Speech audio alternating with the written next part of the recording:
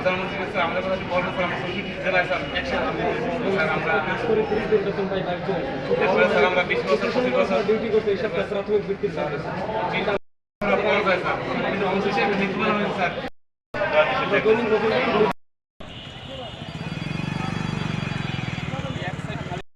Muster roll কর্মরত আছি বিভিন্ন জেলায়, বিভিন্ন দপ্তর, অধিদপ্তর, পরিদপ্তর, স্বায়ত্তশাসিত প্রতিষ্ঠানে।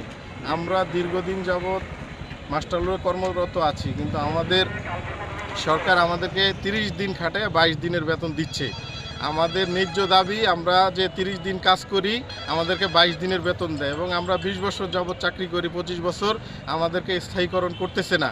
আমরা কোনো বৈশাখী ভাতা, উৎসব ভাতা, কোনো বোনাস পাচ্ছি না। আমাদের উপরে সরকারের এরকম আমাদের কোনো বৈষম্য করে রাখছে আমাদেরকে সরকারি অফিসে। আমরা বৈষম্য থেকে মুক্ত চাই।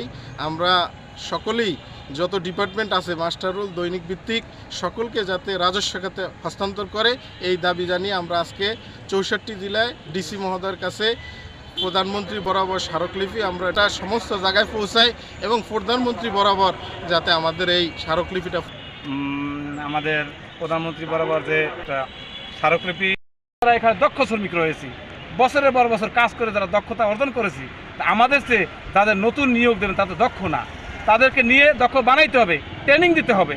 আর ট্রেনিং প্রাপ্ত জীবন শেষ করে এই যে সরকারের পিছনে, সরকারের প্রত্যেকটা ডিপার্টমেন্টের পিছনে তাদের সব কিছু শেষ করে দিয়ে আসছে। আমি মহোদয়ের কাছে আকুল আবেদন জানাবো, আমাদের দক্ষতাকে কাজে লাগান।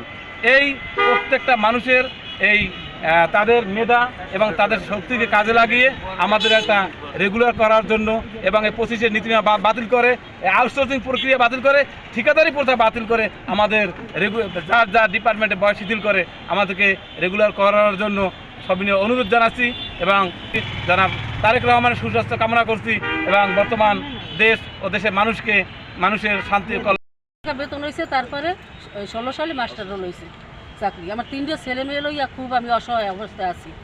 তাই 16 সালে মাস্টার রোল হওয়ার পর তাই এখন ওই চাকরি করি, 30 দিনের কাজ করি আমরা, কিন্তু আমাদের বেতন দেয় 26 দিন, 22 দিনের বেতন দেয়। এবার আমি দিন থেকে অসুস্থ থাকলে আবার হাজিরা কাটতে দেয়, বেতন দেয় না। তাই স্যারেরা করে রাগারাগি।